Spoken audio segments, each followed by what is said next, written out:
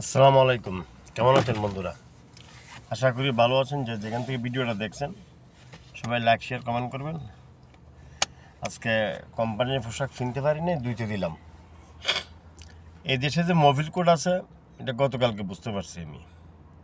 গতকালকে আমাকে বাস স্টেশনের কাছে, এটা আমরা বাংলাদেশ ভাষায় বলে বাস স্টেশন, এই দেশের ভাষায় বলে নাকাল জামিয়া, ওইটার সামনে আমাকে ম্যাজিস্ট্রেটে তুললো। অনুমানিক 4টা বাজে। পুলিশে সিগন্যাল দিয়ে সাইড করে ম্যাজিস্ট্রেটে ধরে আমার কাছে আসছে। আমি বলছি, দেখ বাবা, আই এম কাম নিউ, আমি নতুন লোক। তারপরে বলছে, তোর পায়ের জুতা কই? জুতা তো আছে। কই জুতা না, শু লাগবে। আমি দেখ, আমি শু কিনতে পারি না, গরম লাগে, এই কারণে শু কিনতে হবে। তো দেখলাম যে অনেকের ফাইন টাইন দিছে। কেউ ফাইন দিছে পোশাকের জন্য, কেউ ফাইন দিছে জুতার জন্য, কাউরে ফাইন দিছে ড্রাইভিং কার্ডের জন্য, কাউরে ফাইন দিছে গাড়ি পরিষ্কার নেই কারণে। আরবিদেরকেও ফাইন দিছে। প্রাইভেট গাড়ির মধ্যে এক আরবি বৃদ্ধ লোক, ওনাকেও ফাইন দিল। দেখতে পারলাম আইন কানুন সবার জন্য সমান। ধন্যবাদ সৌদি পুলিশকে।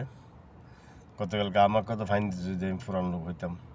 তো নতুন হিসেবে মাপ পাইলাম। তো আশা করি পোশাক আরেকটা কিনতে হবে। দ্বিতীয় কথা হচ্ছে, যেভাবে যারা যেগুলো চাচ্ছে এগুলো ব্যবহার করতে হবে, তারা হলে সমস্যা আছে। তো পরিশেষে সবাইকে আবারও বলবো, যদি বিদেশে আসতে চান, বিশেষ করে সৌদি আরবে, অবশ্যই কাজ শিখে আসবেন। কাজ না শিখে বিদেশে আসবেন না। ভালো থাকবেন সবাই। ধন্যবাদ। আল্লাহ হাফেজ।